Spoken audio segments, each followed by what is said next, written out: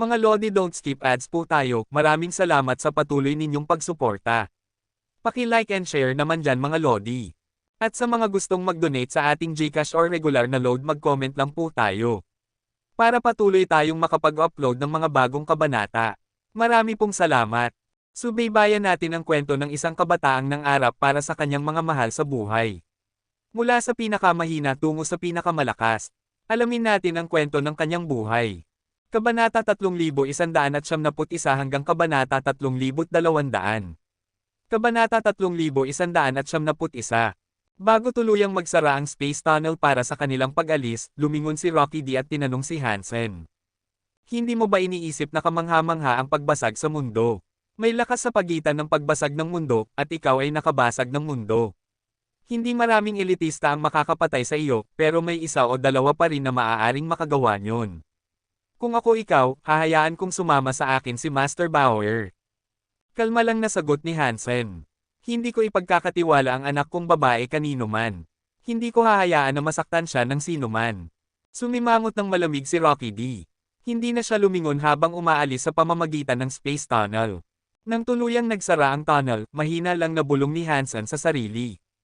Kung tama nga ang iniisip ko, malaking problema ito. Nakapasok si Hansen sa top 4 nanograms laban, at si Bauer ay nakapasok din.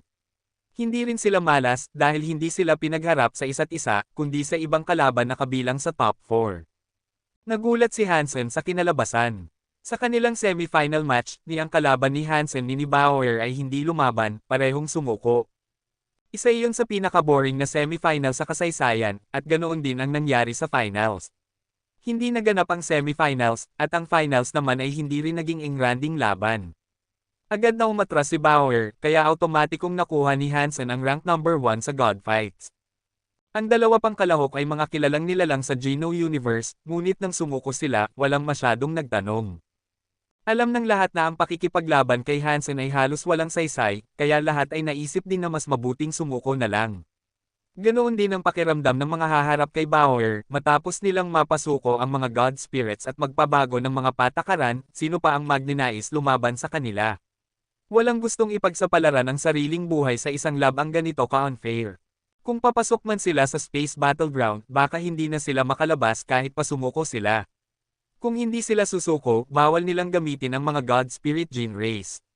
Kapag ginamit nila iyon, paparusahan sila ng mga God Spirits na pinanumpaan nila ng katapatan.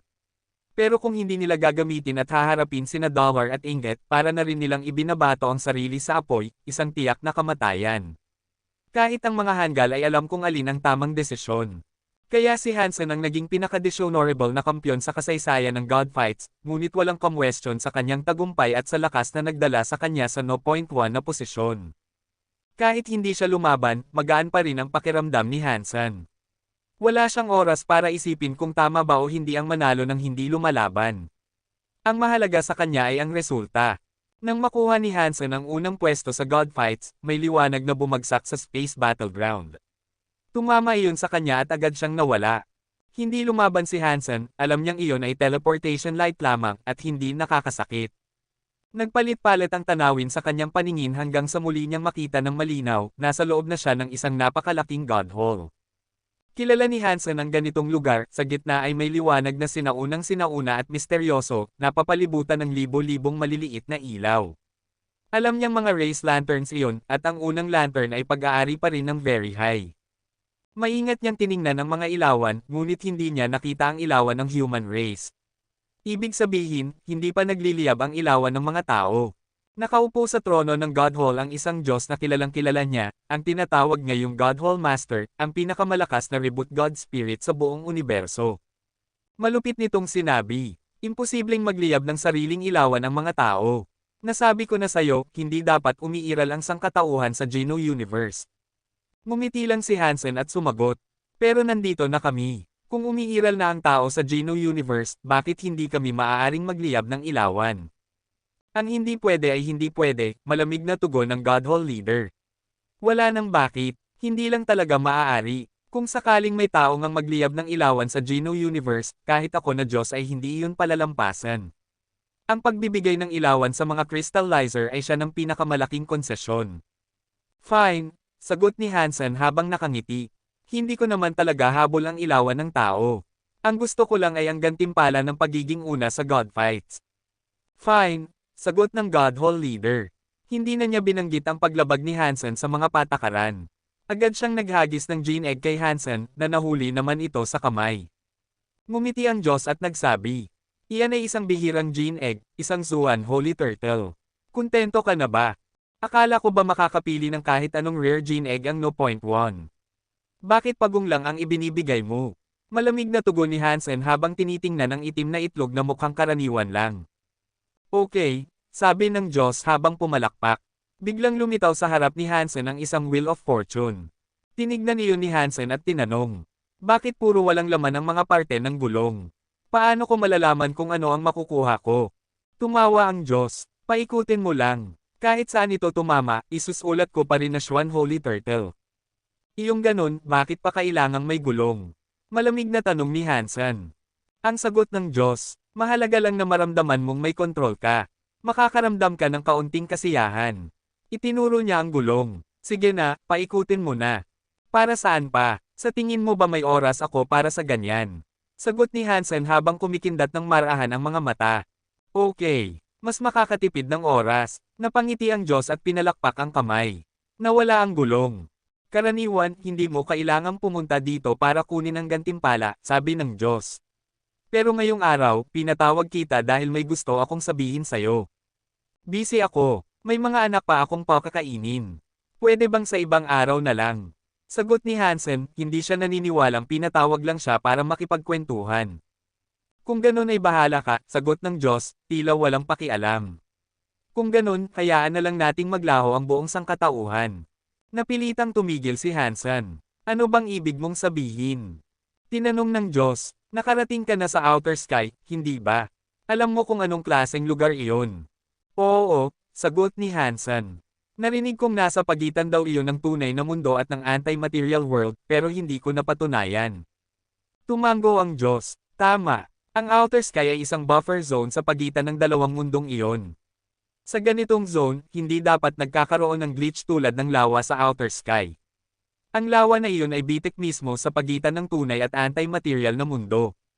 Kaya nga nakakahuli ng mga kakaibang bagay mula sa anti-material lake." Matagal nang inisip ni Hansen ang dahilan kung bakit may ganitong glitch, at sa wakas ay may sagot siya. Nagpatuloy ang Diyos, "Ang lahat ng ito ay may kinalaman sa God Chaos Party at sa digmaan laban sa mga Diyos. Pagkatapos ng malaking laban at reboot ng universo, hindi ito ganap na nakabawi. Kaya nagkaroon ng maraming glitches. Iyan din ang dahilan kung bakit umiiral kayo ni Chinshu. Nagkakaroon kayo ng reincarnation sa pagitan ng dalawang mundo. Kaya rin may mga espiritu tulad ni Moon God at Zhou Donglei, dala nila ang alaala ng nakaraang buhay." Mabilis na tanong ni Hansen. "Huwag mong sabihin gusto mong ako ang mag-ayos ng mga glitch na iyon. Wala akong kakayahan para dyan." Pumalatak ang Diyos, "Alam kong wala. Ang God Chaos Party ay nasa buffer zone. Sinusubukan nilang buksan ang daan sa pagitan ng tunay na mundo at ng anti-material world. Kahit hindi pa sila nagtatagumpay, mas mabuting mapigilan sila. Kaya..." Ngumiti siya at tumingin ng diretso kay Hansen. Kabanata 3192. Pagkatapos ng laban, inalis ni Hansen ang reward ng God Fight. Ang reward ng God Fight ay hindi iba kundi ang Purple Butterfly Mirror. Ang Purple Butterfly Mirror ay isang divine class weapon, ngunit ito ay mas mahina kaysa sa mga ordinaryong divine weapons. Hindi ito maituturing na napakalakas. Ang dahilan kung bakit ito tinawag na Purple Butterfly Mirror ay dahil ito ay may kakayahan na magpakita ng God's true form ng isang nilalang. Ang tinatawag na God's true form ay ang anyo ng isang nilalang na nagmula pa sa kanyang pinakapinagmulan, isang uri ng espiritual na representasyon na sumasalamin sa tunay na kaluluwa ng isang God creature. Ang Purple Butterfly Mirror ay may kakayahang ilantad ang ganoong anyo. Kapag ginamit mo ito upang tumingin sa isang nilalang, makikita mo ang God's true form ng nilalang na iyon. Ngunit ayon sa tala, napakahirap gamitin ng Purple Butterfly Mirror. Maraming pagkakataon na kahit na isang God mismo ang gumagamit nito, hindi niya makikita ang tunay na anyo ng kanyang kalaban. Ngunit kapag gumana ito ng tama, maaari nitong ilantad ang mga sekreto ng isang nilalang, ang tunay na kapangyarihan o kahinaan nito. Si Hansen ay hindi masyadong interesado sa kakayahan ng Purple Butterfly Mirror. Para sa kanya, ito ay isang kakaibang laruan lamang. Hindi niya ito itinuturing na praktikal sa labanan. Gayunpaman, nang ilabas niya ito, biglang lumitaw sa tabi niya si Bauer. Kinuha ng bata ang purple butterfly mirror at tumingin dito na parang isang laruan. Habang hawak-hawak ni Bauer ang salamin, tumingin siya dito at biglang napangiti. Papa, ang ganda nito. Sabi ni Bauer, habang ang mga mata niya ay kumikislap sa saya. Ngumiti lang si Hansen. Kung gusto mo, sayo na yan. Tuwang-tuwa si Bauer at agad na niyakap ang purple butterfly mirror. Salamat, Papa. Habang masaya si Bauer sa bagong laruan, si Hansen ay nagpatuloy sa pag-aalaga sa kanyang sariling cultivation. Ngunit pagkalipas ng ilang araw, may kakaibang nangyari. Habang naglalaro si Bauer, bigla siyang tumingin sa purple butterfly mirror at tumitig dito ng matagal. Pagkatapos ng ilang sandali, nakita ni Hansen na may liwanag na nagmumula sa salamin, isang mapusyaw na lilang liwanag. Ang liwanag ay unti-unting kumalat sa paligid, at sa loob ng salamin ay lumitaw ang imahe ng isang nilalang, isang napakalaking paru-paro na may mga pakpak na may kumikislap na lilang marka. Ang mga pakpak nito ay parang gawa sa kristal, at bawat paggalaw ay naglalabas ng kakaibang enerhiya. Si Bauer ay namangha. Papa, tingnan mo. Ang ganda. Tumingin si Hansen at biglang napatigil. Ang paru-paro sa loob ng salamin ay hindi ordinaryo. Purple Butterfly God, bulong niya. Ang Purple Butterfly God ay isa sa mga pinakamatandang god creature sa kasaysayan, na sinasabing may kakayahang tumingin sa kaluluwa ng lahat ng nilalang. Ang itsura nito ay halos hindi na lumilitaw sa mundo. Paanong lumitaw ito sa Purple Butterfly Mirror? Tanong ni Hansen sa sarili. Habang tinitingnan niya ito, biglang tumingin ang imahe ng Purple Butterfly God mula sa loob ng salamin, direkta sa kanya. Parang may isang malakas na puwersa na dumaan sa kaluluwa ni Hansen. Napaatras siya, at sa loob ng isang iglap, parang lumubog ang kanyang kamalayan sa isang malawak na mundo ng lilang ilaw. Sa loob ng mundong iyon, nakatayo ang Purple Butterfly God sa harap niya, nakatitig sa kanya gamit ang mga mata nitong tila nakikita ang lahat ng lihim. Nilalang ng kapalaran, bakit mo ginaisang ang aking anino? Ang tinig ng Purple Butterfly God ay malamig at parang nagmumula sa lahat ng direksyon. Hindi agad nakasagot si Hansen. Ramdam niya na ito ay hindi isang ilusyon, kundi isang fragment ng tunay na Purple Butterfly God. Ako ay walang intensyon, sagot ni Hansen. Ang batang kasama ko lamang ang humawak ng salamin. Ang Purple Butterfly God ay tumingin kay Bauer na nasa tabi niya rin sa ilusyon. Pagkatapos ay ngumiti ito ng marahan. Ang batang iyan, siya ay may dalang kapangyarihan na lampas sa iyong imahinasyon, sabi nito.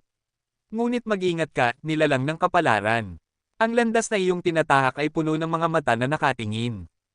Pagkasabi nito, naglaho ang imahe ng Purple Butterfly God, at bumalik si Hansen sa realidad. Ang Purple Butterfly Mirror ay naging normal muli, at si Bauer ay nagulat. Papa, nasira ba? Umiling si Hansen. Hindi. Pero huwag mo munang gamitin iyan. Tinignan ni Hansen ang salamin at napabuntong hininga. Mukhang may higit pa itong taglay kaysa sa iniisip ko. Kabanata 3173. Hinailan ni Chinbay si Hansen palayo sa mga pinto ng kastilyo ng pamilya Feng at tinanong. Hansen, bakit mo ako hinahanap? Tumingin si Hansen kay Chinbay at nagtanong. Mahal na prinsipe, nakapunta ka na ba sa Alpha Temple? Sumagot si Chinbay. Siyempre, nakapunta na ako roon. Tuwing taon kapag may sakripisyo, kailangan naming lumuhad ng kalahating araw. Kailangan yumuko at magkawtaw. Nakakainis talaga. Halatang hindi maganda ang alaala ni Chinbay sa mga pagbisita niya sa Alpha Temple, mukha siyang labis na nainis doon. Nagtaka siya, bakit mo naman ako tinatanong tungkol doon? Ngumiti si Hansen at nagsabi. Narinig ko kasing may isang napakalakas na kayamanan sa Alpha Temple. Alam mo ba kung ano iyon, prinsipe? Ano bang sinasabi mo? Paanong magkakaroon ng kayamanan sa Alpha Temple? Isa lang iyong templo na may rebulto ng alpha sa loob at ilang gamit para sa mga sakripisyo. Wala nang iba roon, kaya bakit magkakaroon ng kayamanan? Tuwing taon ay sumasali si Chinbay sa mga sakripisyo, kaya alam niya kung ano ang nasa loob ng Alpha Temple. Bukod sa mga iyon, sigurado ka bang wala nang iba? Nang marinig iyon, medyo nadismaya si Hansen. Kung talagang inilagay ni Chinshu ang katawan ni Warner sa Alpha Temple, dapat ay may kahit kaunting palatandaan. Hindi maaaring wala ni isang bakas. Nag-isip sandali si Chinbay at nagsabi. May ilang kakaibang bagay doon, pero hindi naman kayamanan. Halimbawa, may isang balon. Anong klaseng balon? Biglang lumiwanag ang mga mata ni Hansen. Pagkatapos mag-isip saglit, sinabi ni Chinbay. Ang Alpha Temple ay may isang pangunahing hall at dalawang karugtong. 3 bulwagan lahat-lahat. Sa kanang bulwagan ay may isang lumang balon. Octagon ang hugis nito. May nakasulat na karakter ng Alpha sa balon, ang salitang kapalaran. Kaya tinawag itong Destiny Well. Madalas din itong tawaging Country Well ng mga tao. Pagkatapos ay tumingin si Chinbay sa paligid para tiyaking walang tao at marahang sinabi kay Hansen. Narinig ko na medyo kakaiba raw ang balon na iyon. May isang kadena doon na mas makapal pa sa braso ng tao. Ang kadena ay nakatali sa isang bagay sa ilalim ng balon. Ayon sa mga kwento noong bata pa ako, ang kadena raw ay nakakulong sa isang suppressed false god beast ng kaharian ng Qin. Ang halimaw na iyon ang tumutulong magpatatag sa swerte ng Qin Kingdom. Dahil dito, nakatagal ang kaharian ng 1,000 taglagas at 10,000 henerasyon, at naging masagana magpakailanman. Pagkarinig nito, labis na natuwa si Hansen at naisip. Kung nasa Alpha Temple nga ang katawan ni Warner, malamang nasa loob ito ng Destiny Well. Pagkatapos magmuni, sinabi ni Hansen kay Chinbay. Narinig ko rin na may makapangyarihang kayamanan sa loob ng Destiny Well. Umiling ng mabilis si Chinbay. Imposible. Hindi ko alam kung may nilalang nga bang nakakulong doon, pero kakaibang lugar iyon para pagtagwa ng kayamanan. Ayon sa alamat noong unang henerasyon, inilagay ng Alpha ang Qin Kingdom sa magandang kalagayan. Pero noong ikalawang henerasyon, sobrang likas ang anak ng Alpha. Habang nagaganap ang ritual ng sakripisyo, nagdesisyon siyang umihi sa loob mismo ng Destiny Well. Pagkatapos noon, bumagsak ang kapalaran ng Qin Kingdom. Sa loob ng maraming taon, halos bumagsak ang kaharian. Dahil doon, ginagamit ng lahat ng hari ang kwentong iyon para turuan ang kanilang mga anak na huwag kailanman bastyusan ang Destiny Well. Kung hindi lang dahil sa ritual ng sakripisyo, hindi ko gugustuhin pumunta roon kailanman. Bagaman medyo pilyo at spoiled si Chinbay, may hangganan din ang kanyang kakulaitan. Hansen, balak mo bang gumawa ng kung ano sa Destiny Well? Pinapayuhan kitang itigil na agad ang ideyang iyan. Sabi ni Chinbay habang hinaila si Hansen sa isang sulok. Huwag kang pupunta roon. May mga nakakatakot na bantay na elite doon, sila ang pinakamalakas na tagapagtanggol ng Qin Kingdom. Kahit masira ang Jade Wall City, hindi mo pa rin kayang pasukin ang lugar na iyon. Kung wala kang pahintulot ng aking ama, kahit ako hindi basta makapunta roon. Malakas ka, pero kung pupunta kang mag-isa, baka hindi ka na makabalik. Taos pusong nag-aalala si Chinbay para kay Hansen. Kung hindi niya ito pinapahalagahan, hindi niya sana ibinunyag ang mga lihim ng templo. Anong klaseng nakakatakot na mga nilalang? Tanong ni Hansen. Umiling si Chinbay. Hindi ko rin tiyak. Iyan lang ang sabi ng ama ko. Tuwing napapadaan ako sa Destiny Well, wala naman akong nakikitang bantay. Pero sigurado ako na totoo iyon dahil hindi kailanman nagsisinungaling ang ama ko. Lagi rin niyang ipinagbabawal sa akin na sabihin ito sa iba. Sabi niya, kung sakaling malagay ako sa panganib na hindi ko kayang solusyonan, dapat akong tumakbo papunta sa Alpha Temple. Pagdating ko roon, makakahanap daw ako ng tutulong at magliligtas sa akin. Pagkarinig nito, lalo pang nakumpirma ni Hansen na may kakaibang bagay talaga sa Alpha Temple. Kahit hindi man katawan ni Warner, siguradong may malaking kaugnayan ito sa Qin Kingdom. Ang Alpha Temple ang pinakatinitirhang lugar ng pinakamalalakas na tagapagtanggol ng Qin Kingdom. Kung pipilitin kong pasukin iyon, baka ikapahamak ko. Bagaman malakas si Hansen, dahil sa mga batas ng mundo, hindi siya sigurado kung kakayanin niyang labanan ang buong Qin Kingdom kung sakaling bumangon ito laban sa kanya. Nakakainis naman ito, bulong ni Hansen sa sarili habang napabuntong hininga. Hansen, sabi ni Chinbay, kung talagang gusto mong makita ang Destiny Well, maaari kitang isama sa susunod na ritual ng sakripisyo. Sa ibang panahon, hindi ligtas pumunta roon. Nagliwanag ang mga mata ni Hansen at tinanong. Kapag dumating ang susunod na sakripisyo, maaari mo ba akong isama? Oo, syempre. Ngumiti si Chinbay at nagsabi. Tanging mga maharlika, opisyal, at piling tao lang ang pinapayagang pumasok. Kung gusto mong makapasok, maaari kang magpanggap bilang aking lingkod. Mga lingkod mo ba ay mga eunuch? Tanong ni Hansen na may kakaibang ekspresyon. Oo, mga eunuch sila, sagot ni Chinbay habang tumango. Hindi nais ni Hansen na maging eunuch. Ngunit sa kasalukuyan, iyon lamang ang tanging paraan upang makalapit sa Destiny Well, kaya wala siyang pagpipilian kundi tanggapin ito. Ipinangako ni Hansen kay Chinbay na sa susunod na ritual ng sakripisyo, isasama siya. Sa ngayon, isinantibi muna niya ang plano niyang pasukin ng palihim ang Alpha Temple ng Qin Kingdom. Pagkatapos, nagreklamo si Qin Bai. Hansen, si Thousand Mile Rich at si Teacher Jia ay hindi pa rin tumitigil sa pagtrato sa akin ng masama. Ang hirap ng mga araw ko. May paraan ba para hindi na nila ako pahirapan? Tumingin siya kay Hansen na para bang ito ang tanging pag-asa niya. Ngumiti si Hansen at sagot, mahigpit sila dahil gusto ka lang nilang maging mahusay. Kailangan mo lang gawin ang mga aralin mo. Kung gagawin mo iyon, ayos lang. Madali mong sabihin iyan, reklamo ni Qin Bai habang umiiyak-iyak. 6 ang guro ko at 1 dosenang yaya. Ang dami nilang tinuturo sa akin. Kailangan kong matutunan ang lahat. Kahit hindi na ako kumain o matulog, baka mamatay na lang ako nang hindi ko pa rin natutunan ang lahat. Naawa si Hansen kay Qin Bai. Alam niyang likas itong mapaglaro, ngunit dahil siya ang prinsipe at tanging tagapagmana ng kaharian, alam niyang pinipilit ng hari na maging karapat-dapat ito bago siya umupo sa trono. Sa halip na normal na tao na nagkokontrol lang ng mga gene races, ang isang magiging hari tulad ni Qin Bai ay kailangang matutong higit pa roon, masyadong marami siyang dapat pag-aralan. Pagkatapos mag-isip, nagsabi si Hansen. Ganito na lang, may balak akong paglalakbay sa mga susunod na araw. Bakit hindi ka humingi ng pahintulot sa hari na sumama sa akin para matuto? Kabanata 3174. Nang marinig ni Qin Bai ang sinabi ni Hansen, mapait siyang ngumiti at sagot. Napakahirap para sa akin na makaalis sa palasyo kahit saglit. Kailangan ko pang maghanap ng dahilan para lang makalabas at makipagkita sa'yo. Sa palagay mo ba papayagan ako ni ama na bumiyahe at mag-aral kasama mo? Ngumiti si Hansen at sagot, subukan mo lang, baka pumayag siya. At kapag hiningi mo ang permiso, sabihin mong sasama rin si Ginoong Jian. Hindi ko kayang sabihin iyon kay ama, buntong hininga ni Qin Bai. Sasabihin lang niya na isa akong walang kwenta. Subukan mo pa rin, sabi ni Hansen habang bahagyang tumagilid ang ulo. Hindi mo malalaman hanggat hindi mo sinusubukan. Binibigyan lang kita ng opsyon, nasa sayo kung gusto mong gawin o hindi. Sa tingin mo, ilang porsyento ang tsansa na papayagan ako?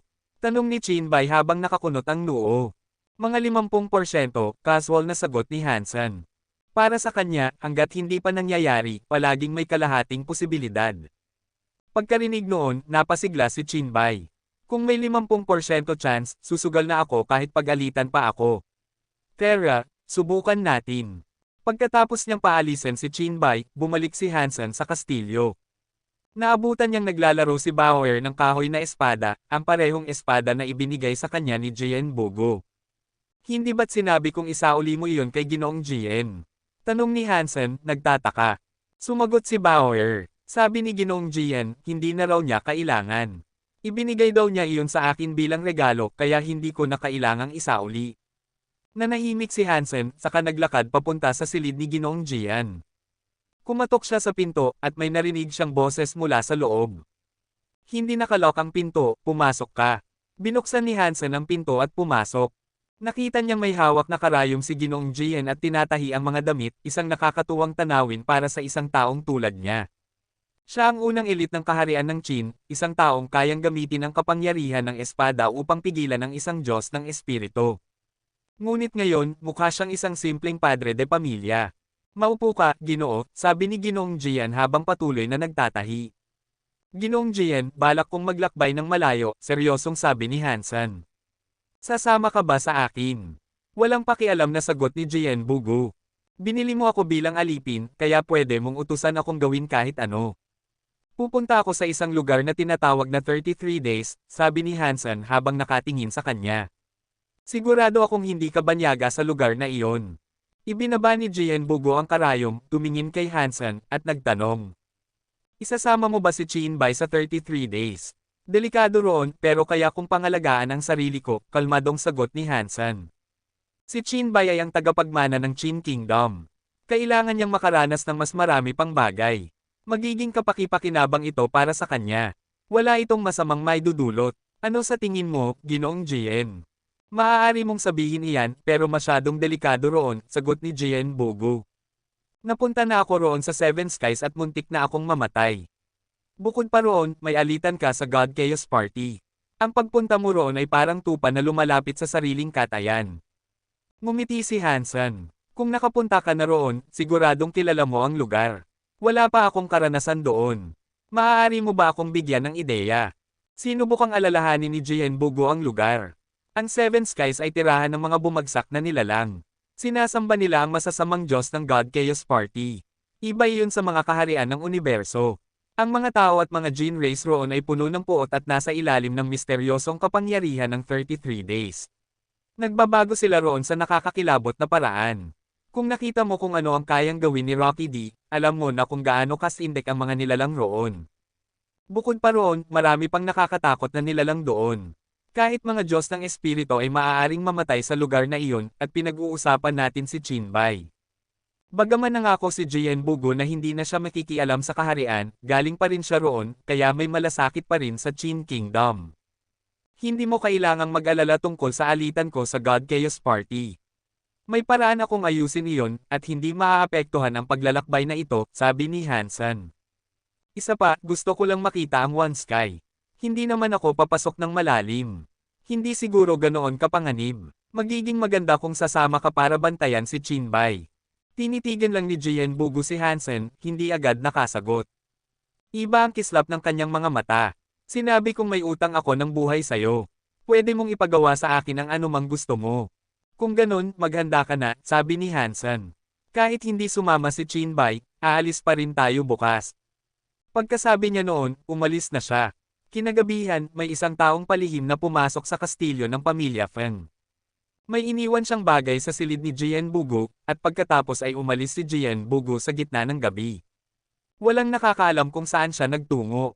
Nakikita ni Hansen ang lahat, ngunit walang anumang nalaman. Kinabukasan, narinig ni Hansen ang masayang boses ni Chinbay.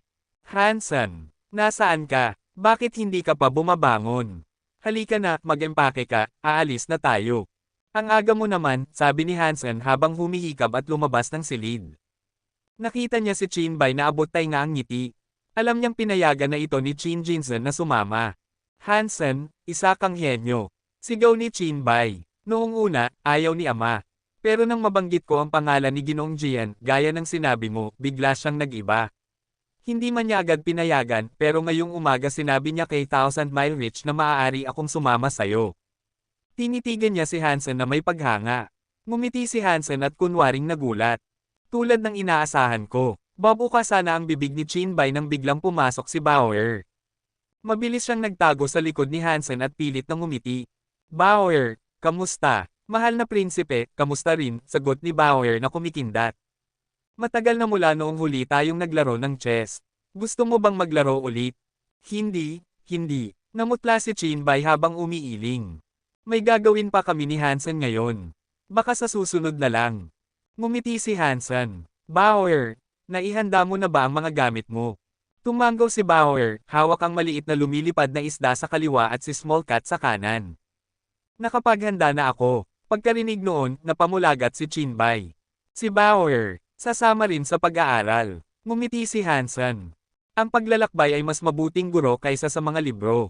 Makakabuti rin sa kanya ang matuto ng bago. Hindi nagsalita si Bauer, pero tinitigan si Chinbay na parang nakangiti kahit hindi naman talaga. Nagsisibigla si Chinbay na sumama.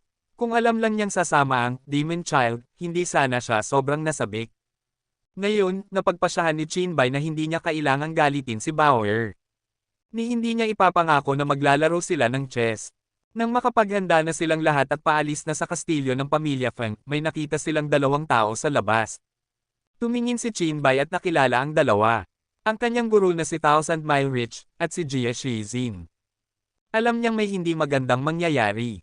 Nagbigay galang sina Thousand Mile Rich at Jie Shizin kay Hansen. Ngunit pareho nilang tinitigan ang maliit na lumilipad na isda sa kamay ni Bauer. Ang maliit na isdang iyon ay tanyag na sa buong universo. Lahat ay nakarinig ng balita tungkol dito, maliban kay Chinbay na hindi man lang nanunood o lumalaban. Sabi ni Thousand Mile Rich, Ginoong Han, ipinapadala kami ng hari upang samahan ang mahal na prinsipe sa inyong paglalakbay. Sana ay hindi ito makasagabal sa inyo. Pagkarinig ni Chinbay noon, bigla siyang napatungo. Mukhang hindi magiging madali ang paglalakbay na ito. Kabanata 3175. Kahit ang mga buffer zone ng universo ay mga lugar na hindi kayang pasukin ng karaniwang tao. Gamit ang kapangyarihan ng Breakworld sa locus yung itinuro ng Godhall Leader, binuksan ni Hansen ang isang lagusan ng espasyo at dinala roon ang maraming kasamahan. Pagpasok nila, namangha ang lahat, napakalawak ng tanawin, isang kagubatan ng mga sandata. May mga kutsilyo, sibat, espada, palakol, trident, pana, kalasag, martilyo, lahat ng uri at laki. Ang ilan ay parang bundok, ang iba'y marurupok na kalaw-angin, gawa sa tanso, bakal, kahoy, o bato. Parang karagatan ng mga sandata hanggang sa di naabot ng paningin. Sina Jie Shizin at Thousand Mile Rich ay noon lang nakakita ng tunay na Soldier Knife Sky, ang unang langit sa alamat. Napamangha sila. Ayon kay Thousand Mile Rich, ang 33 days ay mas kahanga-hanga kaysa sa universo mismo sapagkat hindi ito saklaw ng mga batas nito. Ang bawat sandata rito ay may sariling buhay at kaluluwa, mga nilalang na tila halaman ng kalawakan. Kapag pinilit dalhin, nagiging alabok, tanging kung kusang sumama ay mananatili silang buo. Kung papalorin at sumama ang sandata, magiging matatag ito sa iyong kamay, ngunit gaya ng mga halaman, may mababa at may mataas na uri. Karamihan ay katumbas lamang ng mga karaniwang sandata, parang antas Baron of Viscount sa kaharian ni Qinbai. Sabi ni Qinbai, kung madadala nila ito, hindi na mauubusan ng armas ang hukbo. Ngunit ipinaliwanag ni Thousand Mile Rich na imposible iyon, hindi basta nakapapasok ang ordinaryong tao, at kahit makapasok, isa-isa lamang ang maaaring kunin, kapag pinilit, nagiging alabok. Bukod pa roon, may mga sandatang kasing lakas o higit pa sa mga God Spirit, isang maling kilos lang, tiyak na kamatayan. Tinanong ni Hansen kung maituturing bang Jin race ang mga ito. Sumagot si Thousand Mile Rich, bahagyang ganoon, ngunit kakaiba sila. Wala silang egg mode ni God Spirit Mark, kalahating sandata, kalahating Jin race, hindi sila makagalaw hanggat di hinuhugot. Napaisip si Qinbai, kung makahugot ako ng sandatang kasing lakas ng God Spirit, magkakaroon ako ng sandatang Diyos. Kung aprubahan ka ng sandata, oo, sagot ni Thousand Mile Rich, pero kung hindi, lalaban ito at sisirain ang sarili. Huwag mong subukan. Umatras si Qinbai, marami na siyang god weapon sa palasyo, kaya bakit pa ipagsapalaran ang buhay? Tahimik lamang si Hansen, ngunit malinaw na interesado. Kung may sandatang kasing lakas ng Diyos, gusto niyang subukan. Ang mga sandata ay natutulog, walang tanda kung alin ang makapangyarihan. Sobra ang dami, kulang ang buong buhay upang siyasatin. Si Bauer ang unang kumilos, tumakbo siya sa isang maliit na esmeraldang espada at hinugot ito. Napasigaw ng, mag-ingat. Sina Thousand Mile Rich at Jie Shizin. Pagkahugot niya, umingit ang esmeraldang espada at lumipad mula sa kamay ni Bauer. Nataranta ang dalawa, handang tumulong, ngunit alam nilang makapangyarihan ang maliit na nilalang na isda sa tabi ni Bauer, gayunman, nag-alala sila dahil bata pa ito. Ngunit bago sila makagalaw, sinabi ni Bauer, umikot ka. Sumunod ang esmeraldang espada, umikot sa kanya, nagguhit ng bilog na parang naglalaro. Natawa si Bauer at pinasayaw pa ito sa ere. Hindi pa siya nakontento. Hinawakan niya muli ang espada at parang binunot ang lahat ng kapatid nitong nakabaon sa lupa, 30 hanggang 40 esmeraldang espada. Nagitla sina Thousand Mile Rich at Jie Shizin, gustong pigilan, ngunit hindi nagsalita si Hansen kaya nanahimik sila. Ngunit sa halip na sumalakay, sumunod lahat ng espada sa kalooban ni Bauer. Pagkatapos niyang mahugat ang lahat, nagsanay ang mga espada sa ere, unay anyong tao, sa kabumuo ng hugis na tulad ng titik na Chino para sa malaki. Lumilipad sila na parang mga sundalong nag-eensayo ng pormasayon. Natawa si Qinbai. Niloloko lang pala tayo ni Thousand Mile Rich. Ang dali lang palang hilahin. At dahil sa tuwa, nagpasya siyang kumuha rin ng isa. Pinili niya ang isang malaking espada na kasing haba ng kanyang katawan. Mag-ingat po, mahal na prinsipe. Babala ni Thousand Mile Rich. Alam ko, sagot ni Qinbai, ngunit hindi naman nag-ingat. Inisip niya, si Bauer maliit kaya maikli ang espada. Ako'y prinsipe, dapat malaking espada, mas astig. At naglakad siya patungo sa makinang na Diamond Greatsword. Kabanata 3196. Mr. Crown Prince, tawagin natin ang isang Jin race para protektahan ang katawan mo bago mo hilahin ang espada na gusto mo. Hindi nag-aksaya ng oras sina Thousand Mile Rich at Jie Shizin. Isa ang lumiko sa kaliwa, isa sa kanan. Sinundan nila si Qinbai, handang iligtas siya sa sandaling kailanganin. Wala namang kailangan. Lumakad si Qinbai patungo sa malaking espada. Inabot niya ang hawakan ng espada, pero masyadong mataas.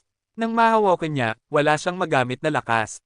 Dahil ang talon ng malaking espada ay mapurol, ginamit ni Chinbay ang katawan niya para hawakan at hilahin ito. Alam ni na Thousand Mile Reach at Jia Shizin na kung ganitong paghila, at kung hindi papayag sa kanya ang espada, atakihin nito ang katawan ni Chinbay. Wala siyang oras para makarespond. Gusto nilang pigilan iyon, pero naihila na ni Chinbay ang Diamond Greatsword. Biglang may umalangaw-ngaw na tunog. Sumabog ang espada ng matalim na liwanag. Nabasag ang armor ni Chinbay at nabahira ng dugo. Napakabilis ng reaksyon ni Jia Shizin.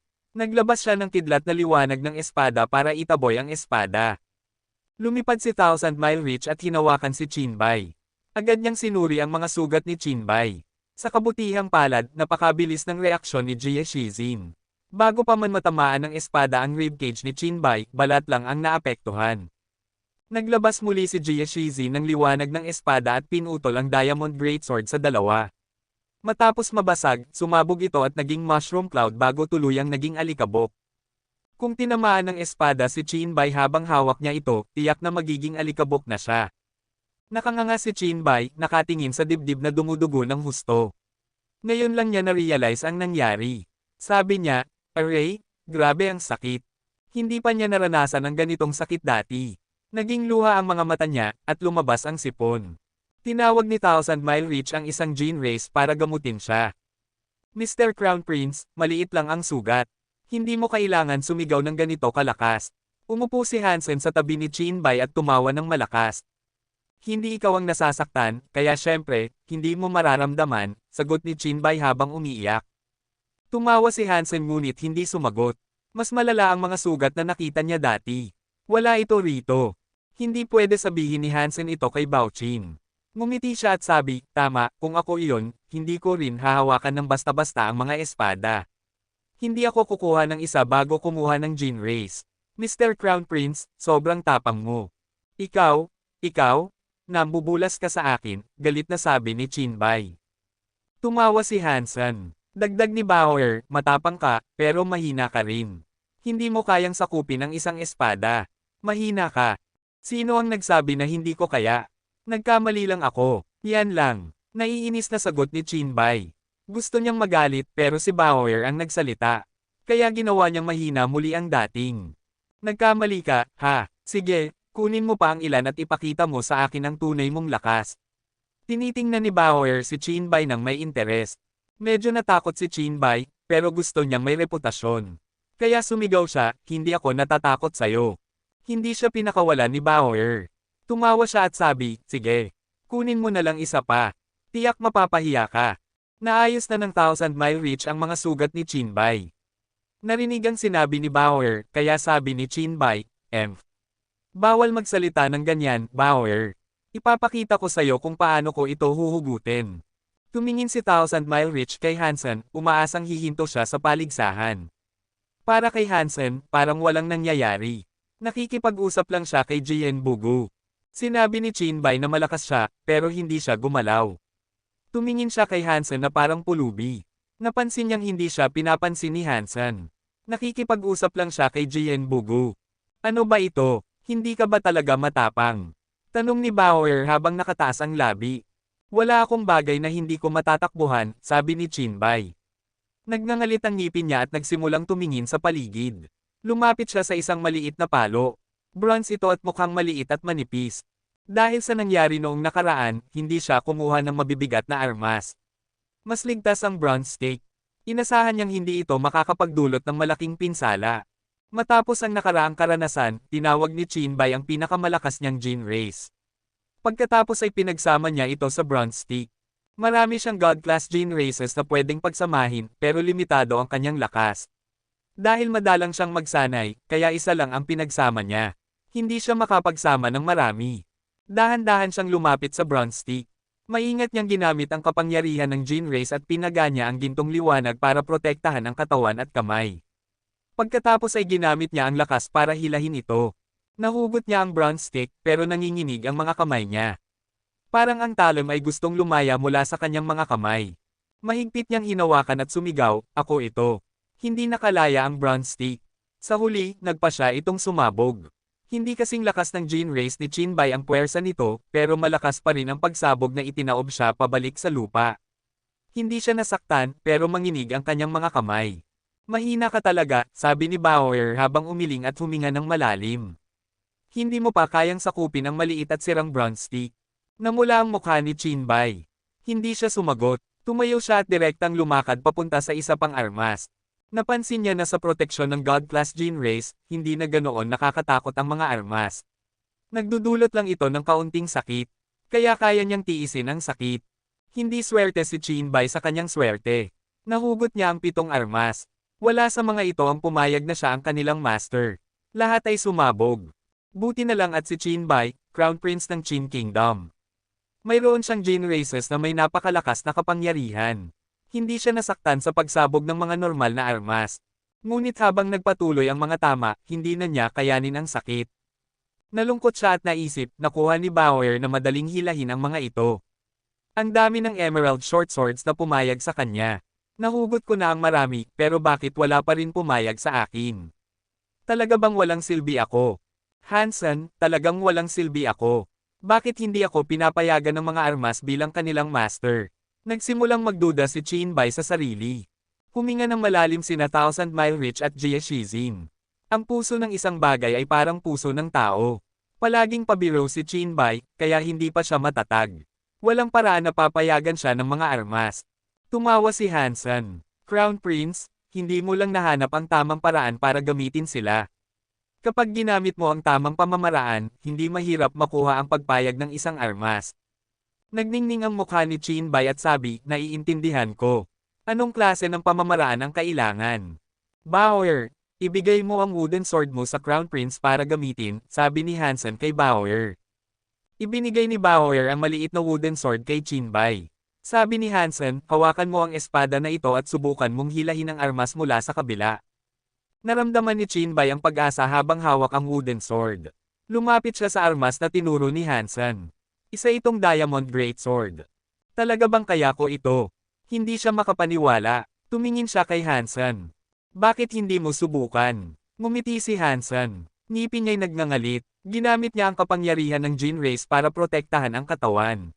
Hinawakan niya ang greatsword at hinayla ng malakas. Nahugot ang diamond greatsword. Sa pagkakataong ito, hindi siya inatake ng diamond greatsword. Hawak niya ito ng maayos. Naglabas ito ng godlight. Lubos na nagulat at natuwa si Chinbay. Nagawa ko talaga. Kabanata 3197. Hansen, bakit ganito? Bakit ngayon ko lang mahawakan ang diamond greatsword habang hawak ko ang wooden sword? Bakit ako pinayagan nito? Tumingin si Chinbay kay Hansen na may pagkalito. May solusyon sa lahat ng bagay sa mundong ito. Nakasalalay lang kung tama ang iyong paraan. Ang maliit na wooden sword na ito ay isang paraan lamang, pero makakatulong lang ito sa iyo na sakupin ang ordinaryong armas. Hindi sasabihin ni Hansen na ang sword mind ng maliit na wooden sword ay katumbas ng kay Jien Bugu. Wala nang espada na hindi papayag sa sword ni Jien Bugu.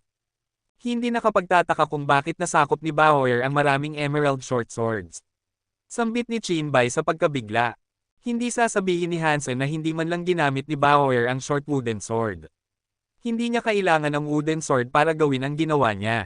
Gusto kong sakupin ang ibang armas, ano ang kailangan kong gawin para makuha iyon?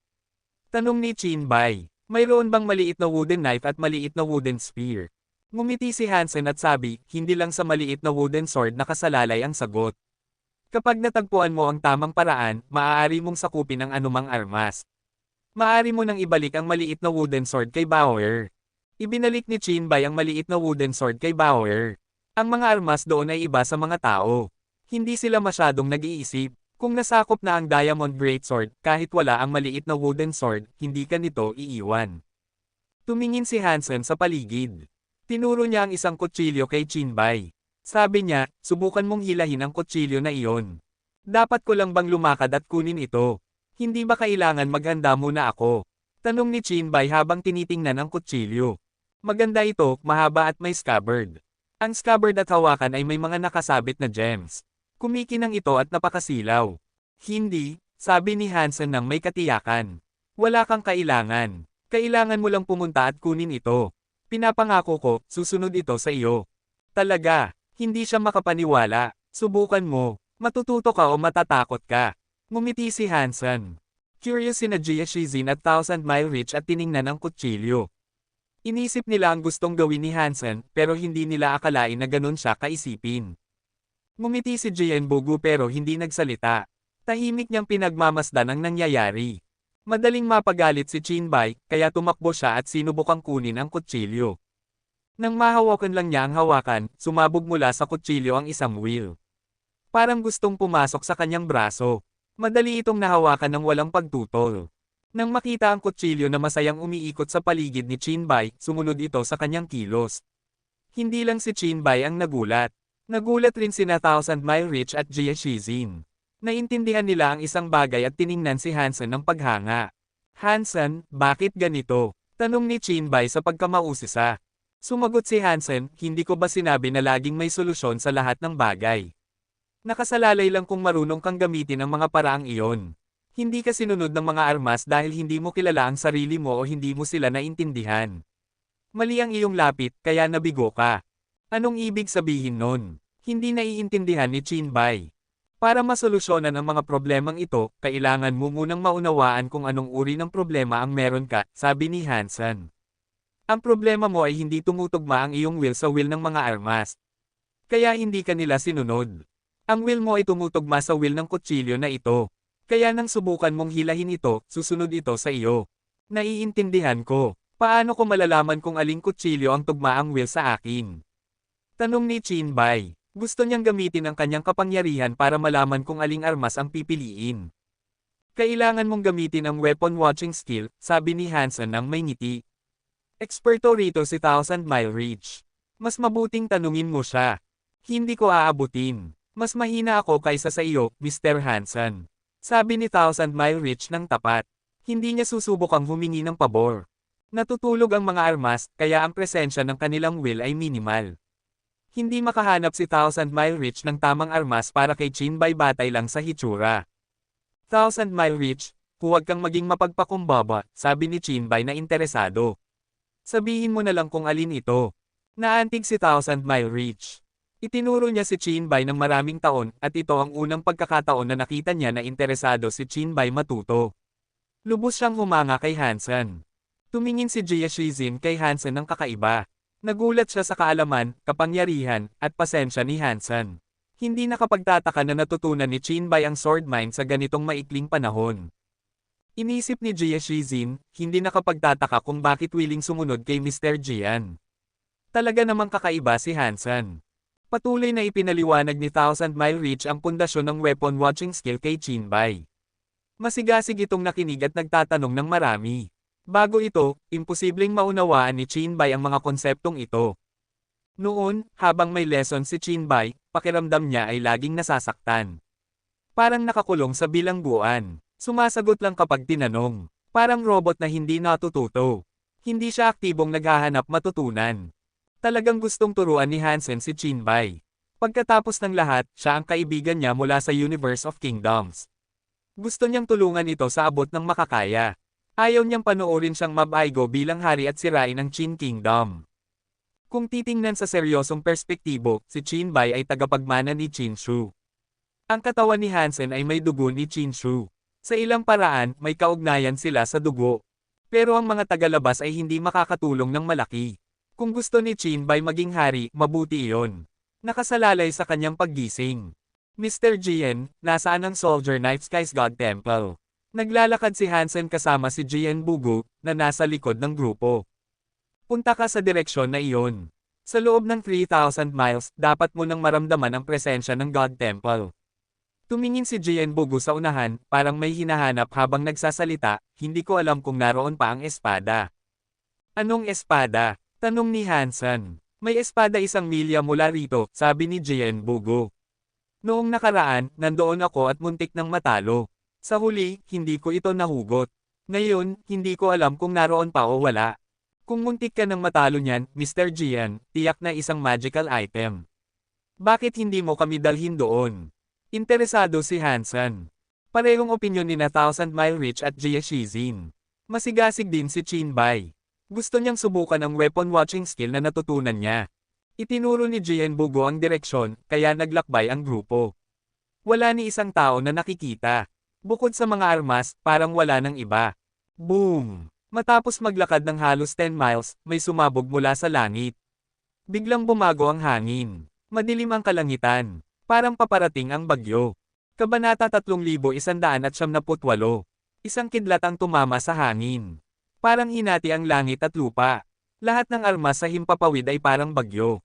May kapangyarihan silang sirain ang langit at lupa. Biglang bumagsak silang lahat mula sa itaas. Labing gulat si Chinbay na sumigaw. Hinawakan niya ang kanyang ulo at nagtago sa likod ni Thousand Mile Ridge. Ngumiti ng pahapyaw si Thousand Mile Ridge. Hindi siya nagpakawala ng kapangyarihan upang ipagtanggol sila mula sa ulan ng armas na kayang sirain ang langit at lupa. Sa susunod na sandali, ang ulan ng armas ay tumama sa lupa. Pumasok ito sa kanilang katawan, ngunit hindi sila nasaktan. Parang langit na puno ng sigaw, pagsabog, iyak, at hinagpis. Nilikha nito ang isang simponya mula sa impyerno. Nakita ni Hansen at ng iba na ang paligid nila ay parang sheer battleground. Maraming life forces ang napuksan ng nakakatakot na armas. Ang langit at lupa ay nabasag ng mga armas. Ang mga bundok at ilog ay napantay. Natuyo ang mga life forces at dumaloy ang dugo sa ilog. Ang langit at lupa ay magulo. Sinasabi sa alamat na ang Soldier Knife Sky dati ay isang lumang arena, sabi ni Thousand Mile Ridge. May isang matandang Diyos na dumating dito para ipakita ang kanyang kapangyarihan. Pinatay niya ang maraming nilalang na nang-ahas manlay sa God Spirits. Sinira niya ang langit at lupa. Dahil sa kanyang kalupitan, may ilang marka na nanatili sa hangin bilang sugat. Nandyan pa rin ang mga ito kahit sa paglipas ng panahon. Kaya, kapag umuulan, ito ang nakikita. Bagamat alam niyang alamat lang ito, nakakatakot ang eksena na sumire sa langit at lupa. Tiyak na may mga Diyos na sangkot. Alam ng mga tao na ilusyon lang ito, pero ramdam pa rin sa kanilang puso ang pang-aalipusta. Walang silbi para kay Chinbay ang magtago sa likod ni Thousand Mile Ridge. Ang impact sa kanyang puso ay siya lamang ang dapat tumanggap. Mukha ni Chinbay pangit. Halos umuubo siya ng dugo. Hindi niya inasahan na makakakita ng eksena na pwedeng sumire sa isip ng isang tao. Hinawakan niya ang kanyang ulo at sumigaw, "Hansen, iligtas mo ako." Bumantong hininga si Hansen at sabi, "Mr. Crown Prince, may mga bagay na hindi kayang tulungan ng iba. Kailangan mong harapin ito mag-isa. May skill ako rito. Kapag kinopya mo, makakaramdam ka ng ginhawa." Matapos sabihin ni Hansen iyon, binasa niya ang skill kay Chinbay para pakalmayan ang isip. Hindi malakas ang kanyang boses, ngunit narinig pa rin ito sa battleground at sa iba pang malungkot na tunog. Pumunta ang boses sa tenga ni Chinbay, kaya narinig niya ito ng malinaw. Hinawakan ni Chinbay ang kanyang ulo at sumigaw, "Pakiramdam ko'y kakilakilabot. Paano ako matututo sa ganitong paraan? Dali, humanap ng paraan." Bago muling basahin ni Hansen, sinabi niya, "Dahil napakahirap para sa iyo, kaya kailangan mo itong matutunan. Kailangan mong matutunan ito para tanggapin ang nangyayari. Bukod doon, wala nang makakatulong sa iyo. Naniniwala akong kaya mo ito." Nanginginig ang mga binti ni Chinbay. Namutla ang kanyang mukha. Pakiramdam niya'y nagngangalit ang dugo sa kanyang dibdib. Nakatuon lang siya sa kanyang puso. Nginitian niya ang ngipin at sinubukang alalahanin ang sinabi ni Hansen.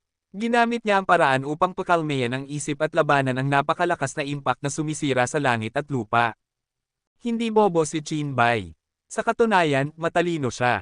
Dahil palagi siyang naglalaro, hindi siya masyadong nag-aral. Ngayon na wala siyang choice, mabilis siyang natuto. Natutunan niya ang ilang magagandang bagay sa maikling panahon. Bagamat hindi pa niya kayang labanan ang isang Diyos sa ilusyon, mas naging maayos ang pakiramdam niya. Natikman niya ang matamis. Ngayon, ginagawa ni Chinbay lahat ayon sa sinabi ni Hansen.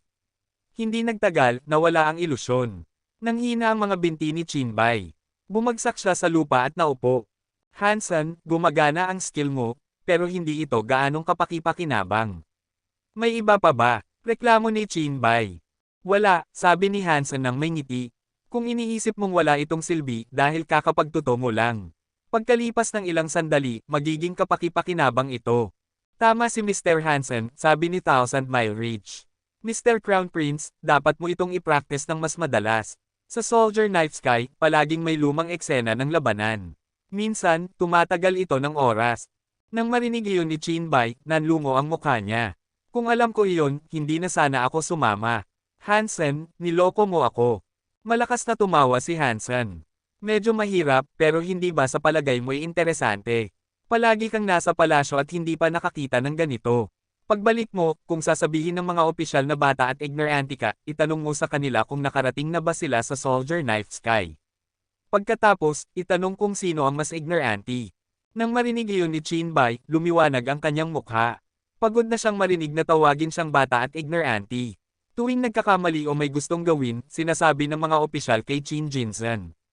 Ang salitang pinakamadalas nilang gamitin ay, ignorante. Pagkatapos marinig ang dalawang salitang iyon, gusto niyang suntukin ang pader. Sa kabuuan, may katuturan ang sinabi ni Hansen. Ang mga opisyal na iyon, kumakain ng masarap at nakasuot ng magagandang damit sa bahay buong araw, galit na sabi ni Chinbay.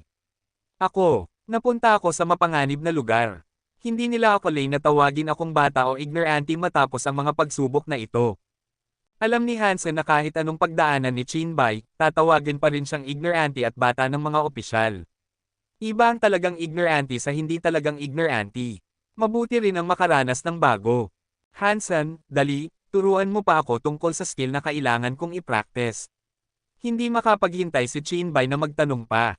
Bagamat hindi madalas tumagal ang interes ni Chinbay sa Soldier Knife Sky, alam niyang kailangan niya talagang gawin ito. Kung hindi, kung mangyari ulit ang eksenang ito, muli siyang magsasuffer. Karamihan sa ordinaryong tao ay tulad ni Chinbay. Kung hindi sila mapipilit, hindi nila matutuklasan ang tunay na lakas sa loob nila. Ito ang dahilan kung bakit mas mahusay ang paglalakbay kaysa sa pag-aaral ng libro. Sa libro, maaaring maging tamad. Sa paglalakbay, hindi pwedeng tamad. Kapag nakaharap sa pagsubok at problema, wala kang ibang magagawa kundi lutisin ito. Kung hindi matutugunan ang problema, agad ang kaparusahan. Dahan-dahang tinuro ni Hansen ang skill kay Chinbay. Hindi ito Gino art. Skill lang ito para palakasin ang isip. Pwedeng gamitin sa anumang mundo. Masigasig na natutunan ni Chinbay. Tumango sina Thousand Mile Rich at Jie Shizin. Tama ang naging desisyon ng hari. Kung hindi nabigyan si Chinbay ng pagkakataon, hindi siya magiging mature at karapat-dapat sa palasyo. Hindi siya tulad ng ordinaryong prinsipe. Siya lamang ang nag-iisang anak ng hari. Si Chin Jinsen ay wala ng anak na lalaki. Walang pressure, kaya pabor sa kanya ang buong palasyo. Hindi pa siya naloko, kaya mabagal ang kanyang pag-unlad. Humanga rin sila kay Hansen. Mula sa weapon watching skill hanggang sa pagtuturo ng God-staring skill kay Chinbay, kakaiba lahat. Habang nakikinig, natututo rin sila.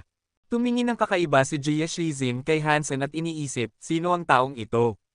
Ang alam niya ay parang langit na tao. Naglakad sila ng 100 milya nang ituro ni Jien Bugo ang unahan at sabi, ang espada na naaalala ko ay nandyan. Hindi ako makapaniwala na nandyan pa rin ito. Tumingin lahat sa tinuturo niya. Nakita nila ang isang bakanting gubat sa gitna ng Forest of Swords. Lahat ng armas ay nakakalat sa lugar. Sa loob ng ilang dosenang milya, walang ibang armas na nakita. Tumingin si Hansen sa bakanting espasyo. May isang espada sa gitna nito. Kabanata 3199. Ang espada na iyon ay hindi mukhang espesyal. Gawa ito sa tanso at mukhang medyo anti-gong bagay. Wala itong palamuti o espesyal na dekora sayon. Isa lamang itong espada na may ilang lumang teksto na nakasulat dito na medyo kawili-wili. 1 pulgadang pag-iisip, saka 1 pulgadang abo. Dahan-dahan binasa ni Hansen ang mga salita sa espada. Ilang salita lang iyon, ngunit pinaparamdam nito sa mga tao sa paligid kung paano ang pakiramdam ng labis na pangungulila. Sabi ni Jien Bugu, oo. Ito ang espada. Nang una kong makita ito, akala ko isa lang itong obsesyonadong uri ng espada. Pagkatapos niyang sabihin iyon, nakita niyang lumapit si Chinbay rito. Mabilis siyang sumulong upang harangin ang daraan ni Chinbay. Casual niyang sabi, ang espada na ito ay iba sa iba pang espada sa Soldier Knife Sky. Ang bakanting lugar na ito ay kanya. Hindi mo pwedeng pasukin. Mister, ano po ang mangyayari kung pasukin namin? Magalang na tanong ni Jie Shizin. Karaniwan, kalmado ang mukha ni Jien Bugo. Ngayon, mukhang naguguluhan siya. Sabi niya, sa totoo lang, hindi madalas may malalaking problema. Pero kung hindi talaga kailangan, mas mabuti pang huwag kayong pumasok. Malalagay ba sa panganib ang buhay namin? Tanong ni Chinbay. Sa karaniwan, wala dapat panganib sa inyong buhay, sabi ni Jien Bugo.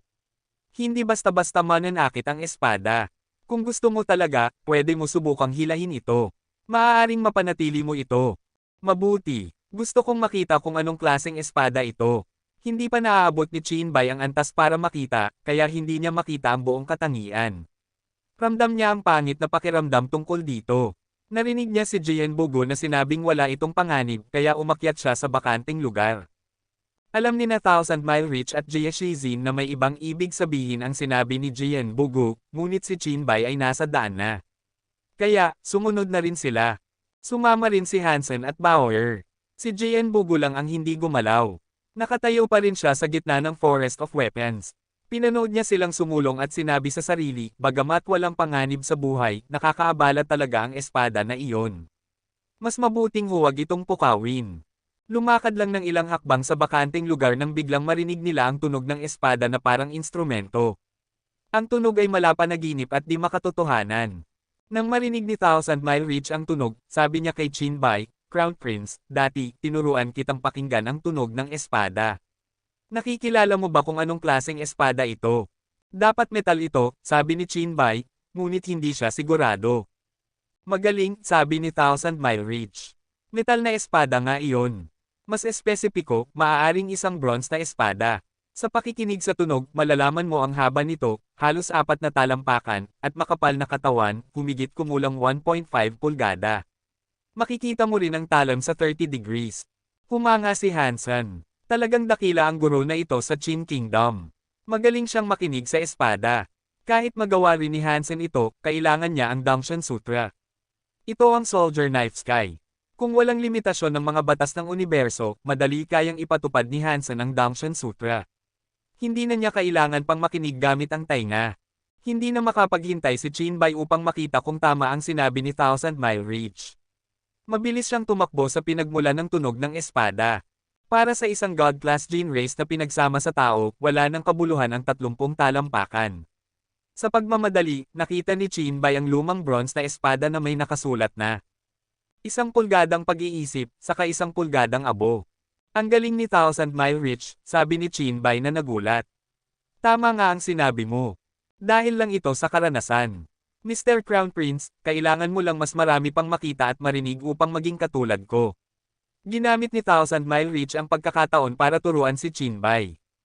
Bakit hindi sumama si Mr. Jian? Nagulat si Jia Shizin na mapansin na hindi sumama si Jian Bogo.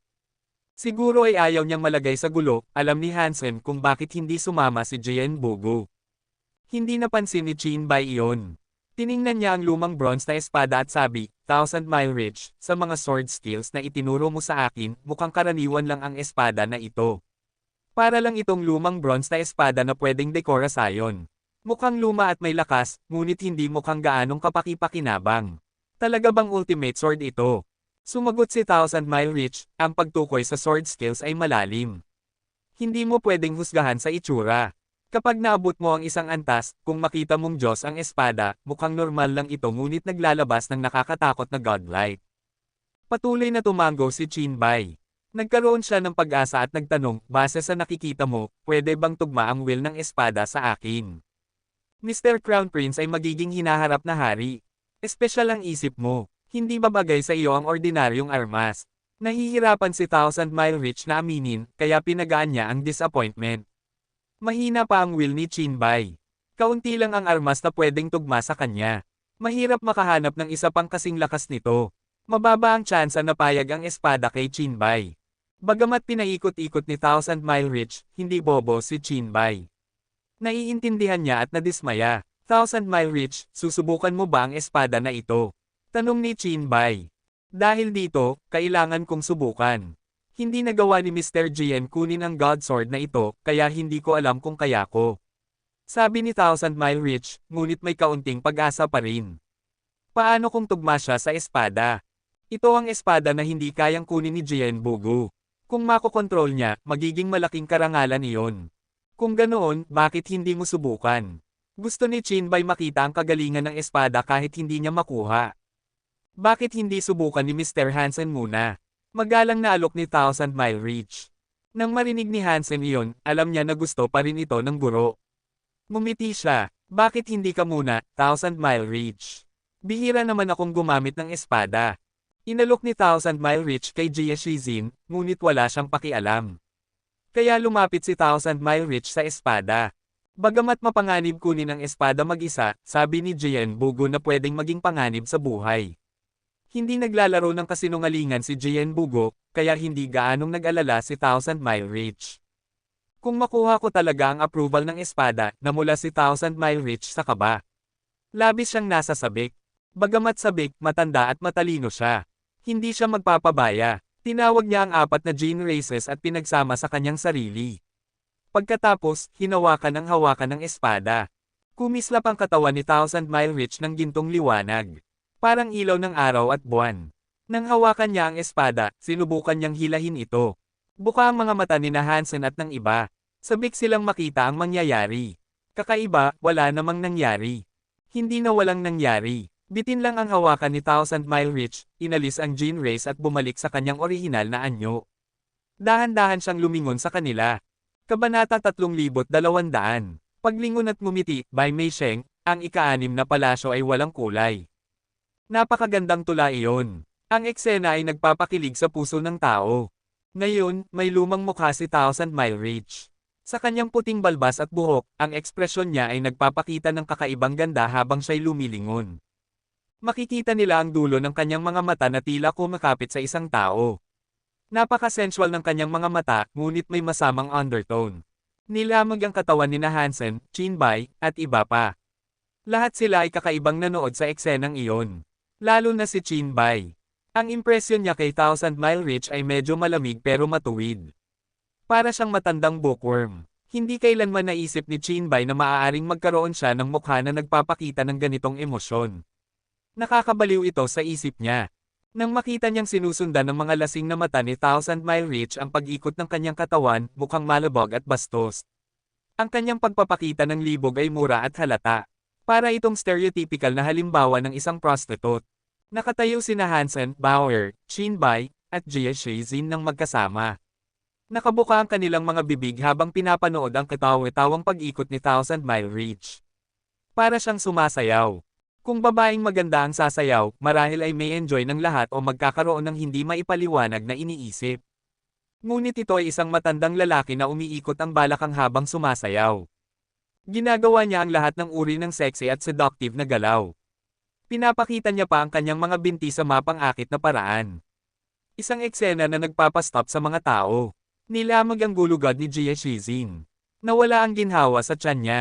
Ngayon niya naintindihan kung bakit kakaiba ang mukha ni Jian Bogu tuwing pinag-uusapan ang espada. Sabi ni Teacher Jian, natalo siya ng espada na ito. Nagawa niya ba, habang iniisip ito ni Jie Shizin, natigilan siya. Iniisip din ni Hansen iyon. Gusto niyang malaman kung ano ang magiging hitsura kung si Jian Bogu ang sumayaw ng ganito. Sa susunod na sandali, may mas nakagugulat na nangyari. Patuloy na sumasayaw si Thousand Mile Reach ngunit nagsimulang tanggalin ang kanyang mga damit. Para siyang stripper na nagtutukso sa audience. Itinapon niya ang kanyang mga damit sa kanila. Halos mahulog ang mga panga ni Hansen at iba pa. Nagsimulang yumuko at umiwas ang lahat. Walang gustong mahawakan ang mga damit na iyon. Mukhang kakaiba si Chinbei. Gusto niyang tumawa ngunit hindi niya magawa. Namula ang kanyang mukha. Halos sigaw siya ng, tanggalin mo na. Nagulat siya. Mahirap isipin na si Thousand Mile Reach ang taong nagturo sa kanya mula pagkabata. Ngayon, ganito na lang ang pag-uugali niya. Habang pinapanood, natuwa si Chinbei. Paano pa kaya siya magiging mataas at makapangyarihan sa akin sa hinaharap? Pinilit ni Jie Shizin na huwag tumawa at tumingin kay Hansen. Mr. Hansen, ano ang gagawin natin? Kontrolin ba natin si Thousand Mile Reach muna? Tiningnan ni Hansen si Thousand Mile Reach na sumasayaw at nagtatanggal ng damit.